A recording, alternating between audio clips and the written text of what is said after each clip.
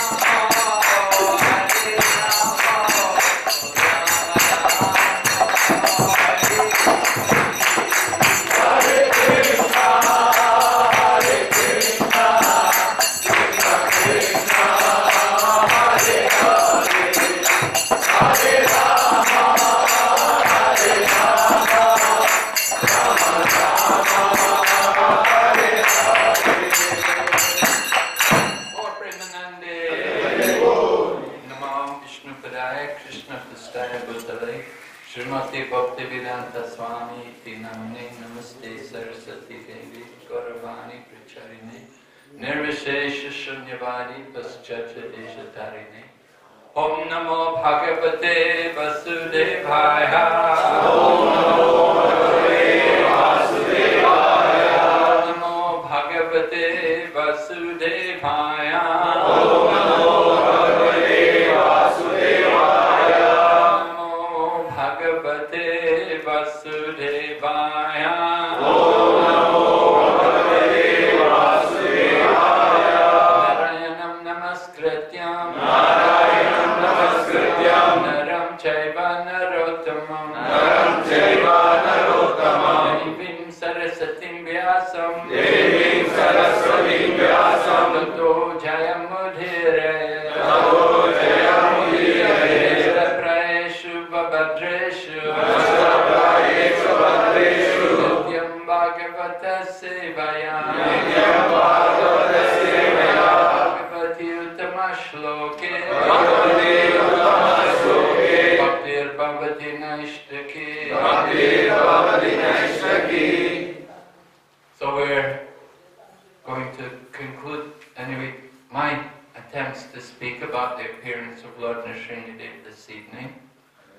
We were telling how Prahlad had gone to the Gurukula and he was given material knowledge by the Brahmanas there in the Gurukula, the two sons of Sukracharya. And when his father asked him about what was the best thing he had learned from his guru, then Prahlad explained what he had heard from Narada Muni, because he considered the knowledge from Narada Muni to be far, far superior to anything he had heard from these two sons of Sukracharya. So Hiranyakashipu was very angry about this, and he wanted that his son should be killed, but that they couldn't kill him. They tried so many different things to try to kill him, they threw heavy rocks on him, they threw him into the sea, they put him in boiling oil. They tried so many different ways, several times, not just one time. But Hiranyakashipu, seeing that Prahlad could not be killed, he became despondent. And he began to reflect on the matter and thought, maybe I will be killed. Maybe this boy will kill me. So he became worried about his own life. However, the two sons of Sukracharya reassured Hiranyakashipu, and don't worry, he's just a young boy. You know, when children are young, they're not the same. As they grow up, they'll change. Don't worry about it. He'll be, let him mature. As he grows up, he will change. So Hiranyakashipu was convinced maybe it will be okay. But then, of course, Prahlad is in the Gurukul, and he was instructing his friends in the Gurukul about the nature of the material world. And he was telling them how if we live to be 100 years, and if we sleep 12 hours a day, we're spending 50 years sleeping. So we waste a lot of our life. The human life is very valuable, and every moment is very important. It's very rare to get the human form of life. And if we waste our time in things like sense gratification, and just simply sleeping and eating, then we're very unfortunate. So Prahlad Maharaj was explaining to the boys in the Gurukul that first 10 years are spent in boyhood, just growing up, learning to walk and talk. And then another 10 years are spent playing games, football and cricket and this and that, you know. So many things we do between the ages of 10 to 20 even, you see the young men also, they play these games. So like that 20 years, first 20 years can be spent doing nothing, just wasting the valuable time. And then in old age, when we get old, we suffer invalidity. You cannot see, you cannot hear, you cannot move so well. Everything becomes a lot of trouble. And you may spend the last 20 years of our life in that way. You could imagine if you live to be 100, you're not going to be very strong in your senses. Very difficult in elderly age to move around and to talk and to just do activities which we would do very easily while we're young. So Prahlad Maharaj was explaining like this: half the life spent sleeping, 10 years, 20 years growing up, another 20 years dying. The life is wasted. And whatever time is left, we have to work so hard just to maintain the family and everything else that there's no time left. So Prahlad Maharaj was warning his friends in the Gurukul that we should become very careful to make good use of our time, and especially in the beginning of life, while we're young, to use this time to understand our real self, our spiritual being, spirit souls. And Prahlad Maharaj gave examples about just like geologists, and they may be looking for gold in the earth. So one who's trained in the science, they can find out what kind of minerals, what kind of gold, where the gold is in the earth. He said in the same way, one has to be trained in spiritual science to understand that within the body there's the eternal spiritual particle. Without being trained in spiritual knowledge, it's very hard for people to understand. Most people in the world are just simply in the bondage of material existence. They only think of themselves as the body, and they think at the end of life, the body is finished. Prabhupada went to Russia to preach to the Professor Caturdasi, a famous meeting. Prabhupada on a very short visit in 1971, while Russia was still a communist country. Prabhupada had gone to Moscow and he met the professor of Asian Studies in the University of Moscow. His name was Professor Caturdasi. So Prabhupada was explaining to him the Vedic knowledge and telling him about how at the time of death the soul leaves the body, you take another birth. But the professor didn't accept. The professor said, no, Swamiji, at the time of death everything is finished. So ordinary people in the illusion of material life, they all think the time of death everything is finished. However, those who are properly educated, who understand the science of the soul, they know that at the time of death, the soul leaves the body and will take another body. And we should be very careful to make good use of this body, because the consciousness which we have in this body will determine the type of body we take in the next life. If you don't mind becoming a dog or a tree in the next life, then it doesn't matter. But if we're concerned about this, if we want to make the best use of this human life, then we should try to understand our spiritual self. And then at least we can be sure to come back in the human form of life and to progress on. Of course, ideally we want to get out of the wheel of birth and death. We want to go back to the kingdom of God, to the spiritual world. To do that, however, we have to become pure. We have to get free of material desires. So long as we maintain material desires, we have to come back into this world.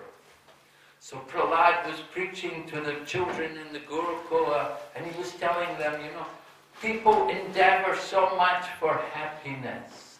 But he said, as soon as they begin to try for happiness, that is the beginning of their distress. When they're actually not worried about happiness, when they just simply do their duty, that's when they're actually happy. But the more we try and plan for our happiness, the more we meet with distress. We should understand the nature of this material world, and we should work. We should make proper use of our time to cultivate God consciousness so that we can be liberated from the wheel of birth and death. So all the boys in the Gurukul became convinced hearing Prahlad's preaching, and they decided they would also become like Prahlad. They would also become devotees, and they all began to chant the holy names of the Lord. So the teachers, however, were very upset, and they went immediately to Hiranyakashipu and warned him what was happening, that Prahlad had made all the other boys like him, that they'd also become followers, devotees of Vishnu. So when Hiranyakashipu heard this, then he came himself, and he was ready to kill Prahlad himself. And he came waving his sword, telling Prahlad that this is it, I'm going to kill you today, I'm going to chop off your head. But before he actually took any action against Prahlad, he asked Prahlad, where is this? Who do you get all your power from? Where do you get all this power of yours from? And Prahlad said, well, I get it from the same person. You get it from Father. Everything comes from God. Everything comes from Him. Right? Aham sarvasya prabhavo mata sarvam prabha. Krishna says in Bhagavad Gita, I am the source of everything material and spiritual. So Prahlad Maharaj was telling his father, I get my power from the same person you get your power from. It all comes from the Supreme Lord Vishnu. So then Hiranyakashipu is very angry. So he wants to know, where is this God of yours? Where is he? And Prahlad is on the highest level of devotion. And he says to his father, he's everywhere, Father. Because one who is on the topmost platform, they see God everywhere, in everything. Right? There are different levels of devotee. On the lowest level of devotion, there's a Kanista devotee. They see God in the temple. They think God is only in the temple. They cannot see God in the heart of other living entities. On the intermediate level, one makes distinction, because on the intermediate level,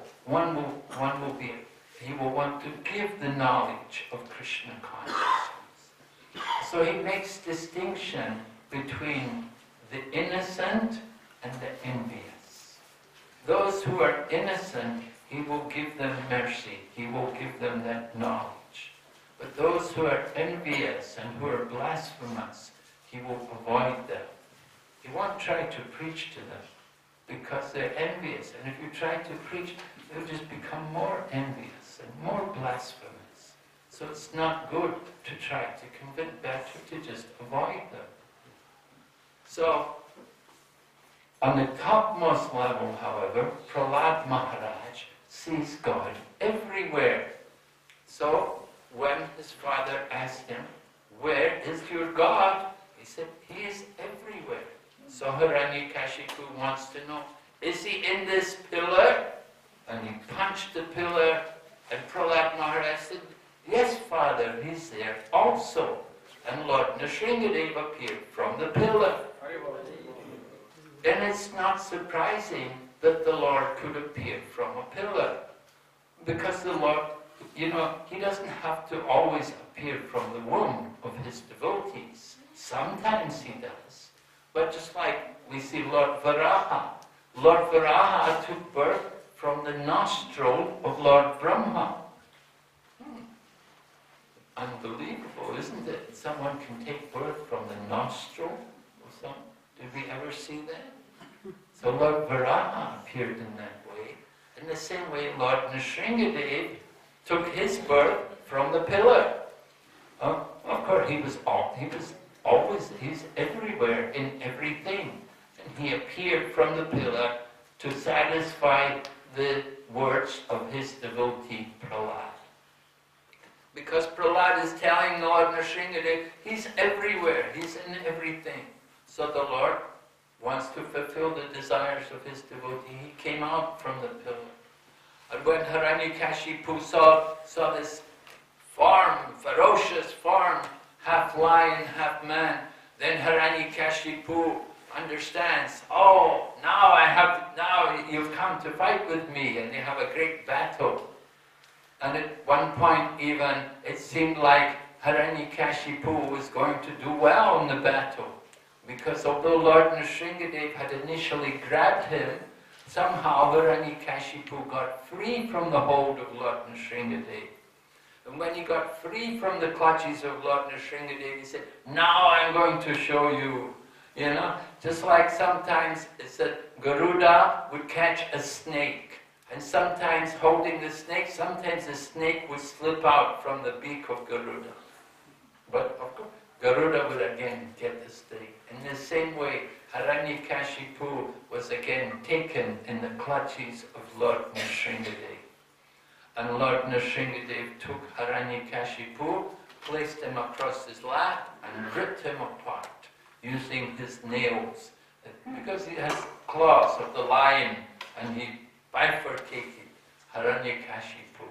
Took out the intestines from Hiranyakashipu and put them around his neck. A nice garland. A garland of intestines. All blood, So Lord Nrsimha was very angry because he had come in this very ferocious form. Lions are not usually gentle creatures, they're known to be ferocious. So Lord Nrsimha was half lion, and he was particularly ferocious. He was particularly angry because he had seen all the difficulties, all the hardships which his devotee Prahlad had gone through. Prahlad had been put through so many trials and tribulations.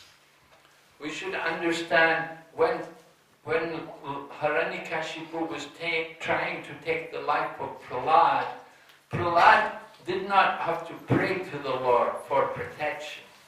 You know, when we're in danger, we pray, "Oh, Krishna, help me. Oh, God, save me."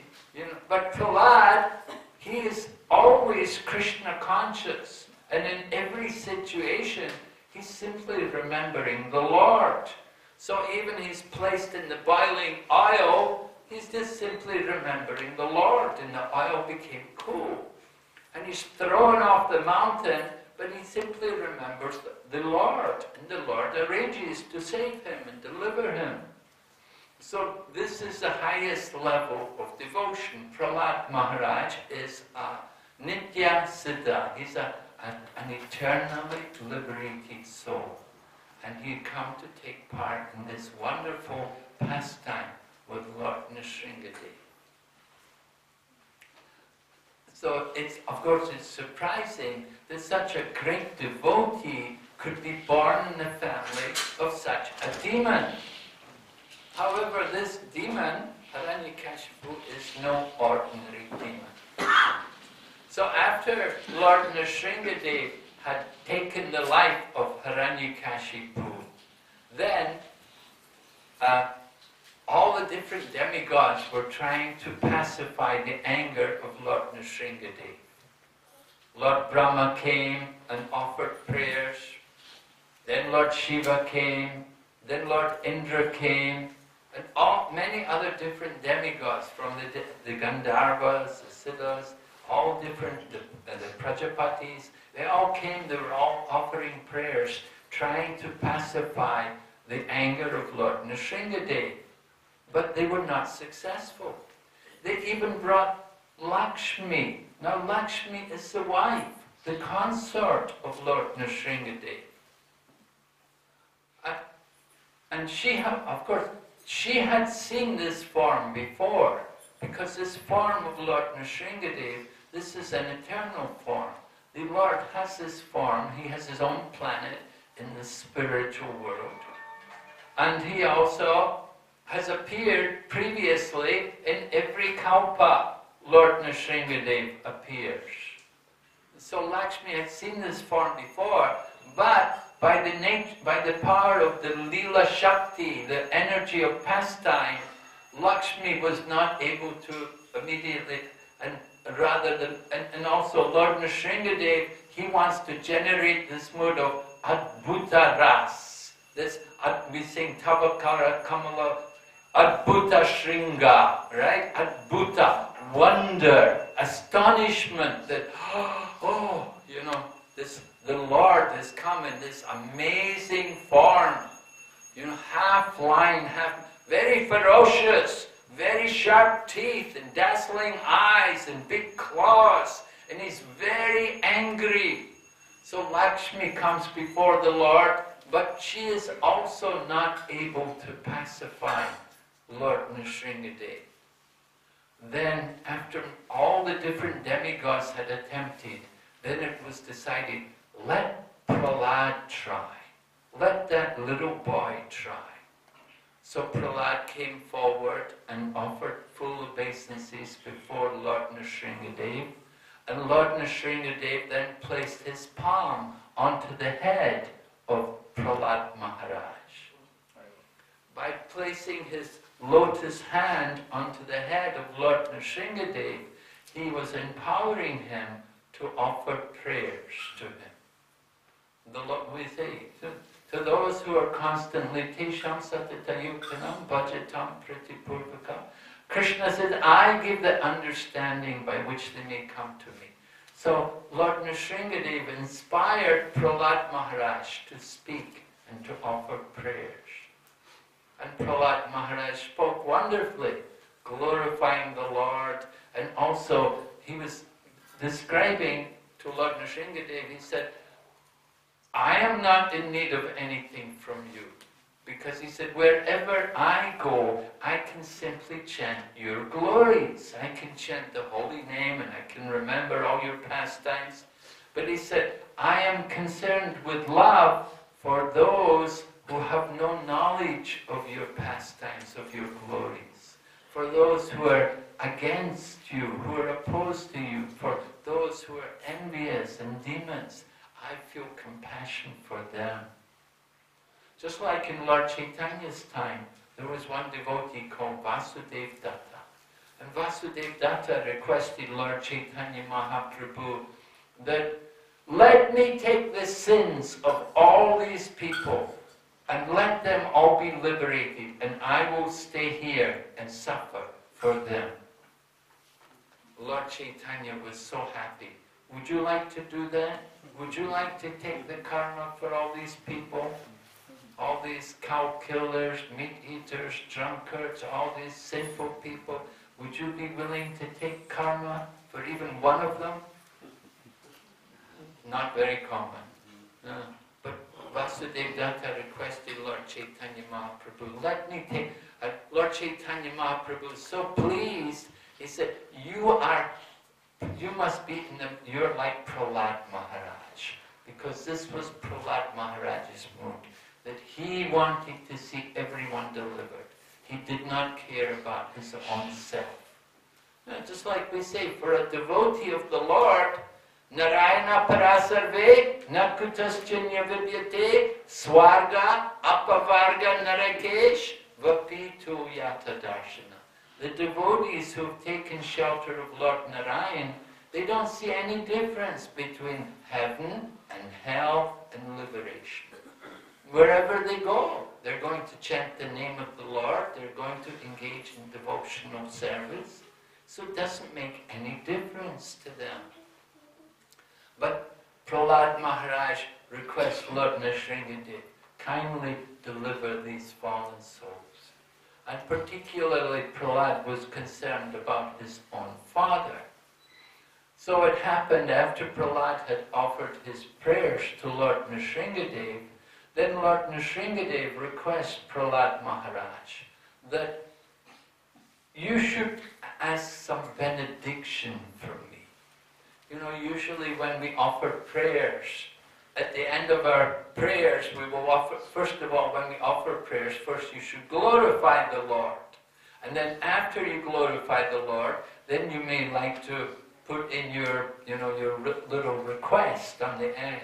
By the way, Lord, kindly remember me, help me pass my exam, give me this job, give me good health, long life, Like this, we have many requests.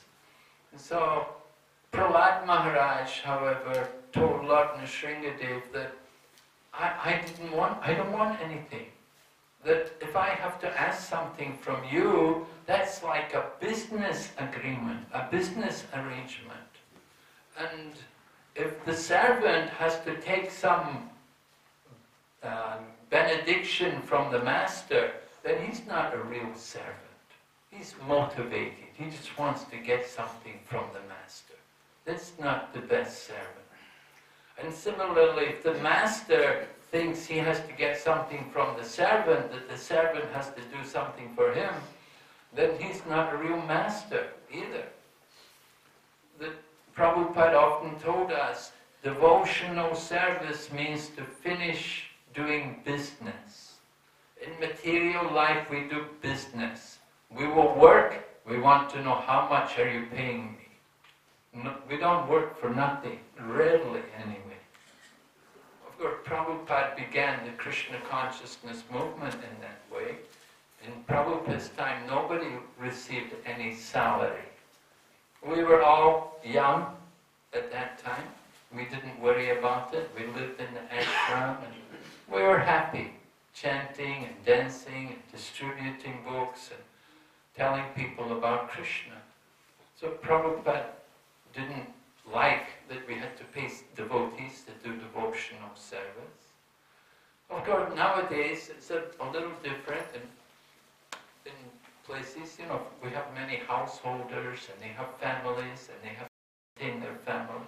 So sometimes the temple has to make some arrangement to give them some funds to maintain themselves. Of course, they don't get big salaries. It's not like working in some multinational company, but just enough to cover their basic needs. So that's allowed. But Prahlad Maharaj is telling Lord Nrsimha, I'm not a businessman, I don't want anything. But Lord Nrsimha said, no, you should ask something, you should get something. You must take something. So then Prahlad Maharaj then said, then bless me, that in my heart there will be no desire for sense gratification. Of course, that is the nature of the pure devotee. The pure devotees do not have any desire for sense gratification. Pure devotional service is described. Anya vilasita sunyam jnana karma janavritam anukuyena krishna nushilanam bhaktir uttama.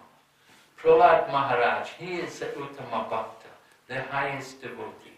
So in his heart there is no desire for any material gain, or even he has no desire for liberation. He simply wants devotional service. So Prahlad Maharaj, however, does mention to Lord Nrsimha that, however, I am concerned about my father. That I know my father has been very sinful. He did many sinful things. He harmed the brahmanas, he stopped all the yagyas, and he did so many bad things that, and then he fought with you, he tried to fight with you, that I'm concerned that he may go to hell. So can I request that he doesn't go to hell, that he can be delivered? And Lord Nrsimha tells Prahlad Maharaj, you don't have to worry, Prahlad, because your father was fighting with me, so by my touch, he's already purified. Right?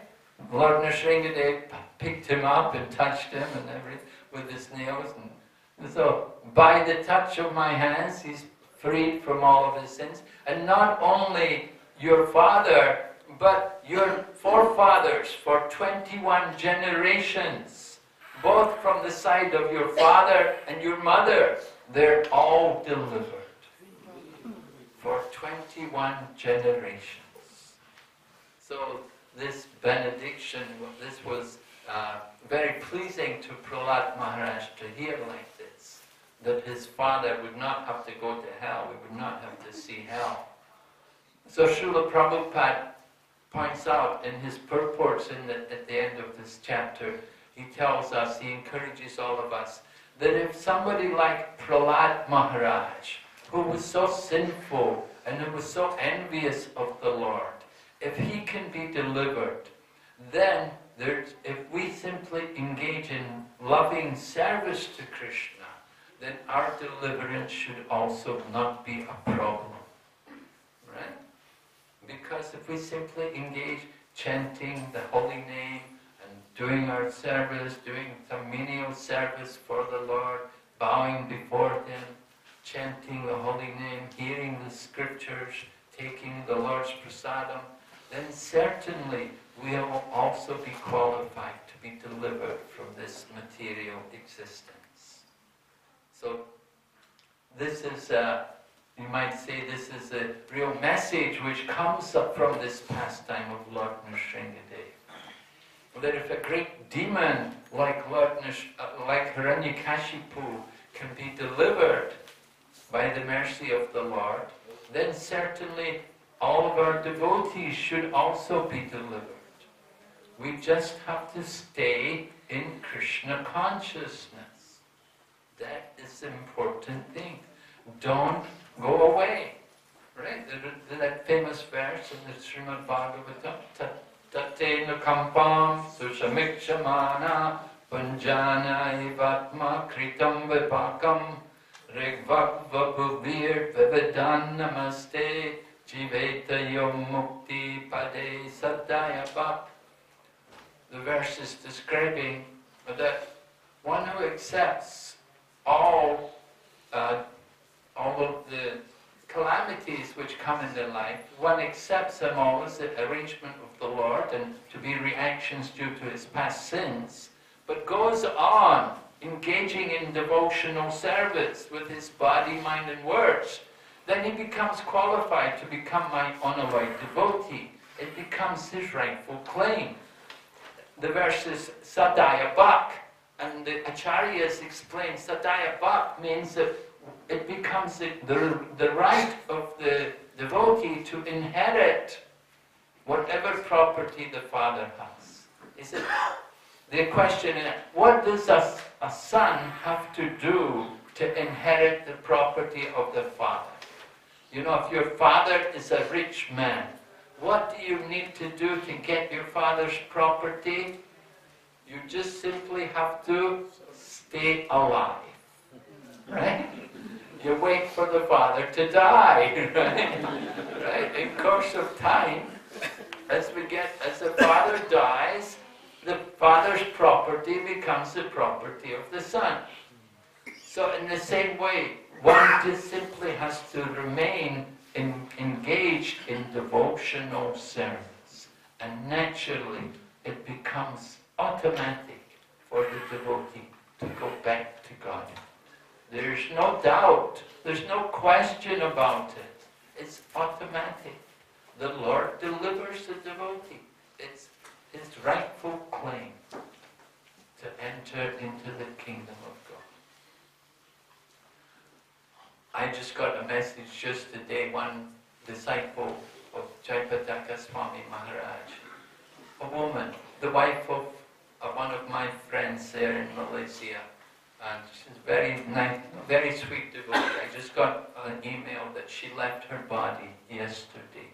Her name was Shama Puja Devidasi. And along with her husband's Ananda Dulao, they do this service in Malaysia, because in Malaysia, you know, they have maybe Rath Yatra about 30 or 40 times a year.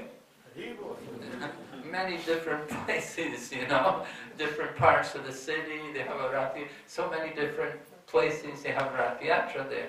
And they have these big Jagannath deities. And Ananda Dulao and his wife, the Shama Puja Mataji, they had the service. They would drive the Jagannath deities around. They would take the Jagannath deities to all the different places there, wherever there's a Rath Yatra. They would bring the deities for the festival. So they were doing this very nice service, taking care of Lord Jagannath. That was their service. Throughout the year, taking care of Lord Jagannath, and whenever it's that Rath Yatra, they bring him to the different city or the different town for the festival. And so she left her body just yesterday, or just maybe even this morning. But I feel that there's nothing to be lamented. A devotee dies to live, and in living tries to spread the holy name. So the departure of a devotee is like that we don't consider it a disaster, but rather we see that she has gone on to a higher service in the association of the devotees in the kingdom of God. So she was full-time serving Lord Jagannath. She's gone off to serve Jagannath some other place. So, any question? Yes, Prabhu. Nothing particularly about Nrsimha pastime, but I wanted to request you if you could share your experiences of preaching in China. Well, preaching in China is not really any different from other places. It's the same thing, you know. Everywhere you have difficulties. So, people in China, in some ways, they're open-minded because they have never been exposed to a lot of things which are around the world. Now, of course, as China opens up, more and more things are entering. But it's not really any different from anywhere else. You know, people are materialistic also there, because officially it's a communist country, and so communism don't recognize religion. Although they tolerate some religions, the people are indoctrinated into communism, and when you study at the university, you're programmed into communism. and you learn that religion is opium of the people. It's not encouraged. It's frowned on. It's not, And if you want to be a member of the Communist Party, you have to give up any affiliation with any kind of religious organization. And so that's the one problem, one major problem. Otherwise, it's not any different from other places. To be a vegetarian there is not difficult. They have a lot of fruits, a lot of vegetables available. It's not difficult. People, of course, they don't speak the language, but if you're going to preach, you have to know the language. Prabhupada went to America, he could speak English. So he could preach to the people. There's a saying in Chinese, 见人讲人话，见鬼讲鬼话. The meaning is, among the people, you should speak the language of the people. And among the ghosts, you should speak the language of the ghosts.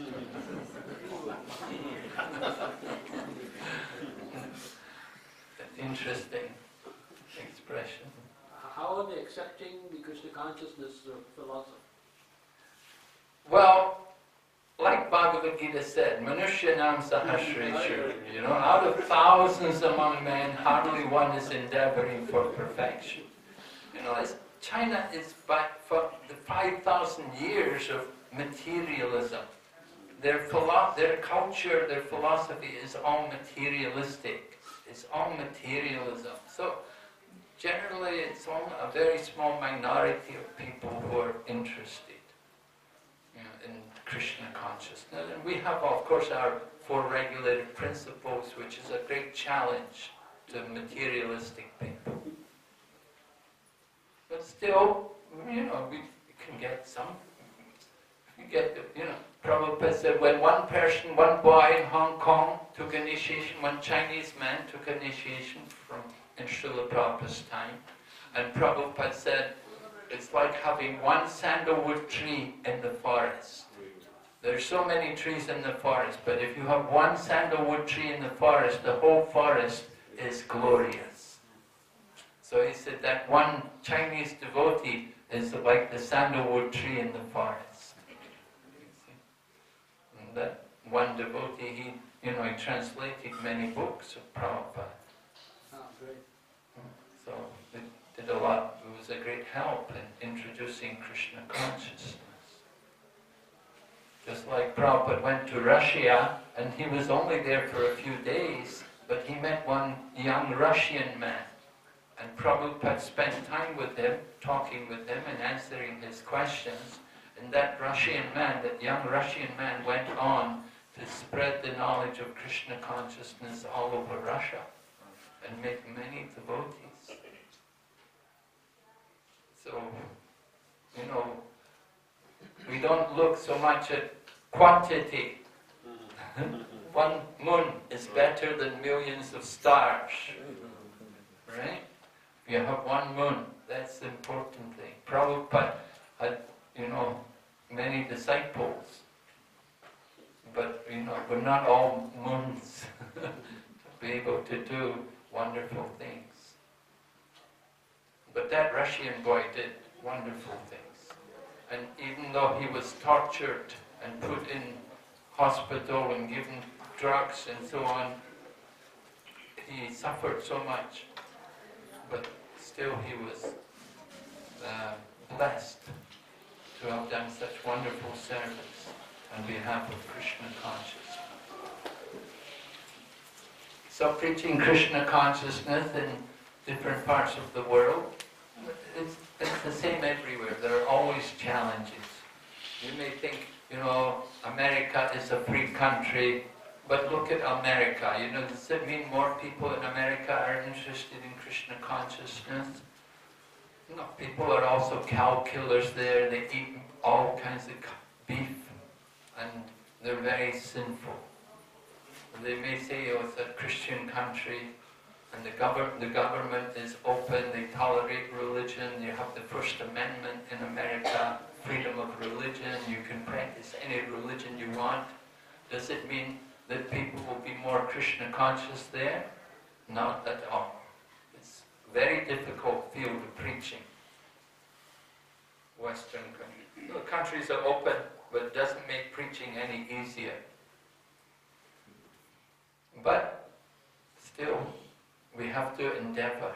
We have to, Krishna sends people. There are people looking for knowledge. They need that they need that mercy.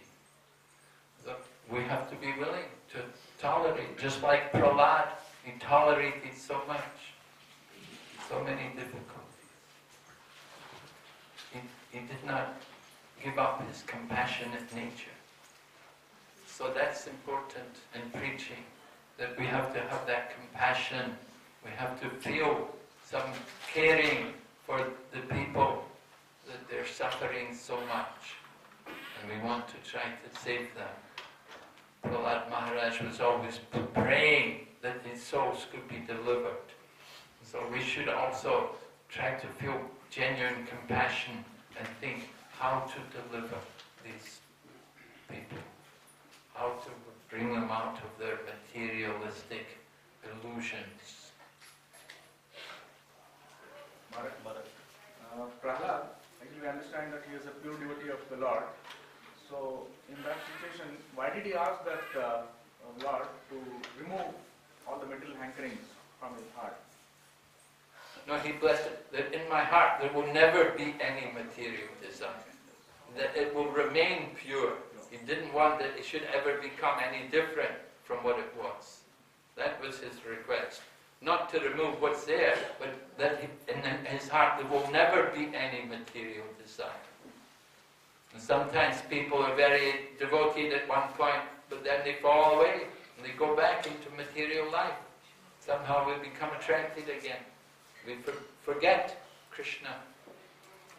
Just like Prahlad's mother was there in the ashram of Narada Muni, and she was serving Narada Muni and she was hearing from Narada Muni.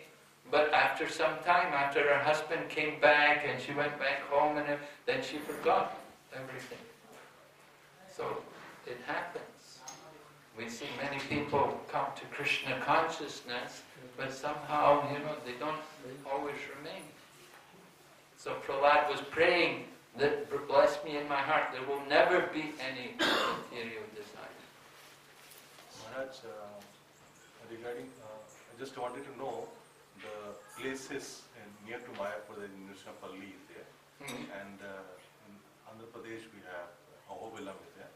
So can you please throw some light on the pastimes of Nrsimha, one of these places?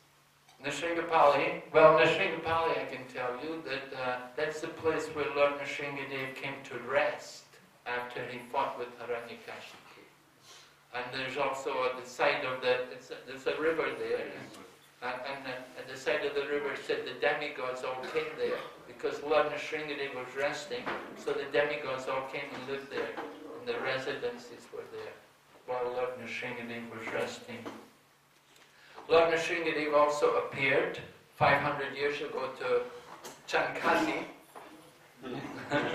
The Chankasi broke the Madanga and stopped the Sankirtan movement. So at that time Lord Chaitanya organized civil disobedience. They made a big protest through all of Navadvip, marching, chanting, and they put Haridas Thakur at the front because Haridas Thakur is Mohammedan, you see, so he was in the front dancing.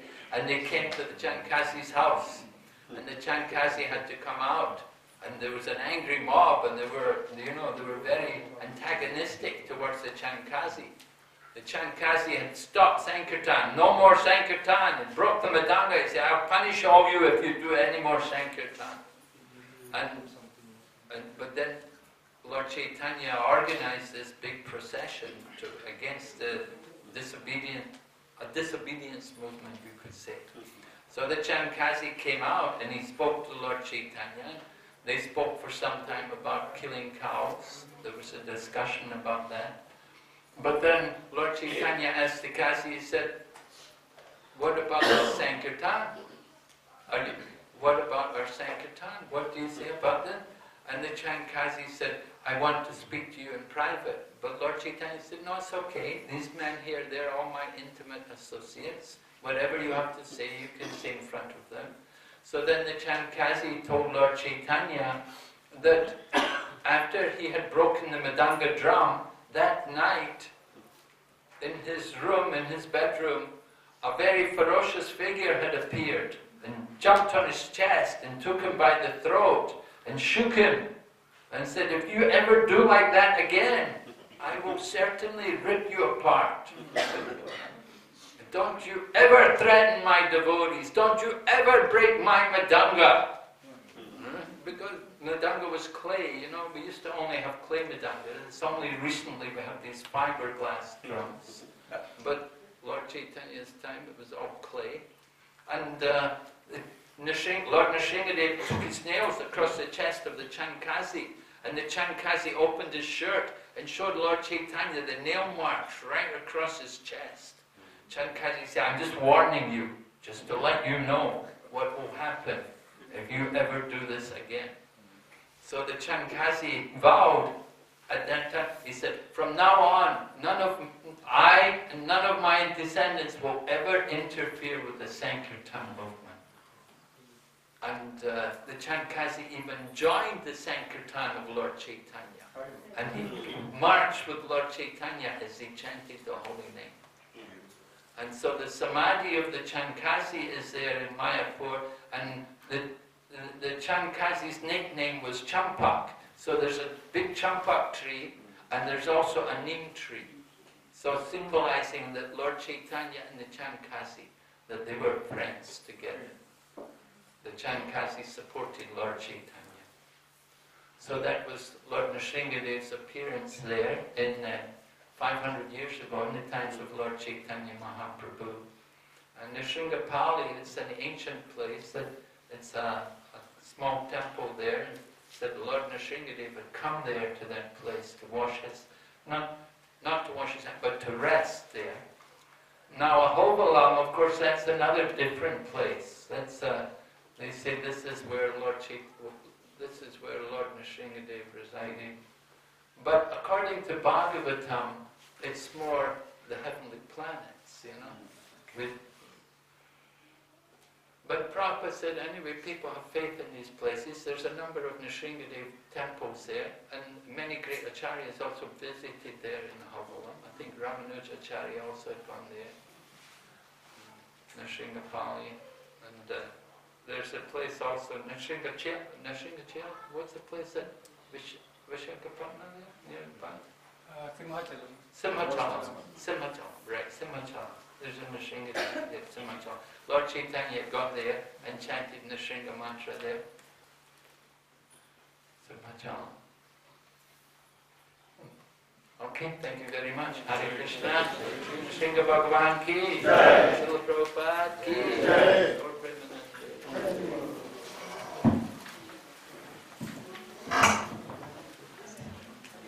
His Holiness Bhakti Vighna Nrsimha Maharaj ki jai. Jai Vishnu Prabhupada ki jai. And to Swami Maharaj, we thank you very much. We are very much grateful for accepting invitation and coming us and blessing us. So we'll express our gratitude to Maharaj by chanting loudly one time Hare Krishna Mahamantra. Hare Krishna, Krishna Krishna, Hare Hare, Hare Rama, Rama Rama, Hare Hare. Hare Krishna. Tomorrow is Ekadashi. Tomorrow Ekadashi evening bogus offered by His Grace Somasundar Prabhu and Shakila Mataji, and also Mani Prabhu on the occasion of daughter marriage on 15th April. And today's evening bogus is co-sponsored by His Grace Chidananda Janardhan Prabhu and Her Grace Sri Rupa Kamala Mataji. Hare Krishna. So also there is an announcement on Friday's Nrsimha Caturdasi. So we will have special Narasimha Sahasranama Archana from 6:30 to 7:30 p.m. Hare Krishna, Friday. So initiated devotees can bring Punyappam and Tulsi leaves to offer to the Lord. Hare Krishna. So detailed program will be announced. So now we will conclude the program with Nrsimha. Maharaj, you will see? Yeah. Okay.